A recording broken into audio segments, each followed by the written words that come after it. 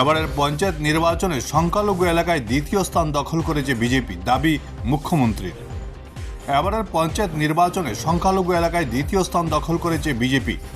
UDF, রাইজোট দল সহ অন্যান্য দল থাকার পরও সংখ্যালঘু এলাকায় পদ্ম ফুটেছে, এমনই দাবি করলেন মুখ্যমন্ত্রী হিমন্ত বিশ্ব শর্মা। হিন্দু অধ্যুষিত এলাকায় একটি আসনও কংগ্রেস জিততে পারেনি বলে দাবি করেন মুখ্যমন্ত্রী।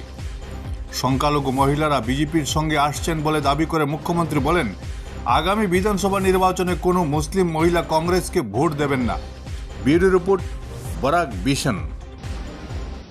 কৰবাত এতিয়া ধৰক চমৰীয়াতে আমাৰ প্ৰাৰ্থীগৰাকী হাৰিছে, তাত এইটো 100% মুছলিম ডমিনেটেড চিট, কিন্তু হাৰিলেও আমাৰ প্ৰাৰ্থীগৰাকীয়ে 30% ভোট পাইছে।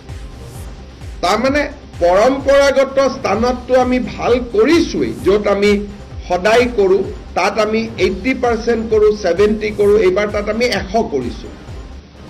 আৰু য'ত আমি কেতিয়াও ভাল ভোট নাপাওঁ তাতেও এইবাৰ আমি খুব ভাল ভোট, কৰবাত হয়তো আমি জিকা নাই, কিন্তু আমি ছেকেণ্ড পজিশ্যনলৈকে পদুমৰ চিনত বা হাতীৰ চিনত আমি ছেকেণ্ড পজিশ্যনলৈকে আহি গৈছোঁ। ইউডিএফ, ৰাইজৰ দল এইবিলাক পিছত আছে, আমি ছেকেণ্ড পজিশ্যনলৈকে গুচি গৈছোঁ।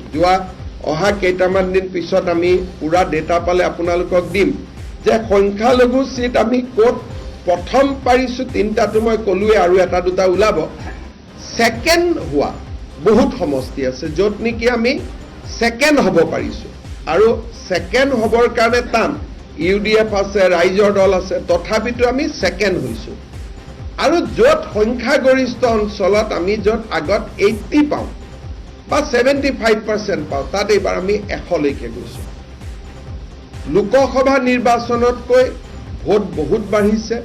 আৰু আপোনালোকে জানে, ধৰক মই এটা কাতিগড়া বুলি এটা চিট কওঁ, কাতিগড়া চিটত গোটেই জিলা পৰিষদত আমি 4000 ভোটত, গোটেইকেইটা জিলা পৰিষদ মিলালে 4000 ভোটত আমি জিকিছোঁ। কিন্তু তাত বদৰপুৰ টাউন ভোট দিয়া নাই। বদৰপুৰ টাউনত আমি পৰম্পৰাগতভাৱে 25000 ভোট পাওঁ। তাৰমানে গাঁৱৰ লগত যেতিয়া ওচৰত থকা নগৰ কেইখন আমাৰ যোগ কৰি দিয়ে, তেতিয়া আমাৰ মাৰ্জিনটো আৰু বহুত বাঢ়ি যায়। ধৰক ধুবুৰীত এতিয়া ইলেকশ্যন হৈছে, এইটো গাঁৱৰ ৰিজাল্ট। ধুবুৰী টাউনখন নাই। ধুবুৰী টাউনখন পৰম্পৰাগতভাৱে বিজেপিক সদায় আশীৰ্বাদ কৰে, বাঢ়ি যায়। এতিয়া কামৰূপত মই এটা ৰিজাল্ট দিছোঁ আপোনালোকক, কামৰূপৰ ৰিজাল্টত গুৱাহাটী চিটিখন নাই। গতিকে চিটিখন অহাৰ লগে লগে ৰিজাল্টটো আৰু এম্প্লিফাই হয়। কাছাৰ জিলাৰ মই ৰিজাল্ট দিছোঁ, শিলচৰ টাউনখন নাই। নলবাৰী ৰিজাল্ট দিছোঁ, নলবাৰী টাউনখন নাই। বৰপেটা ৰিজাল্ট দিছোঁ, বৰপেটা টাউনখন নাই। গতিকে লগত যদি টাউনখন যোগ কৰি দিয়ে, কংগ্ৰেছৰ ভোট আৰু কমি যায় যদি বিধানসভা হিচাপত চাব খোজে। কাতিগড়াত যদি আজি কংগ্ৰেছে 40% পাইছে, আমি 60 পাইছোঁ, বদৰপুৰখন ইয়াত লগাই দিয়াৰ লগে লগে কংগ্ৰেছৰ ভোটটো 30 হৈ যায়, আমি 70লৈকে গুচি যাওঁ। এই ৰিজাল্টটোৱে যদি আমি বিধানসভাত ৰেপ্লিকেট কৰিব চেষ্টা কৰোঁ, প্ৰায় 103টা চিট ওলায়।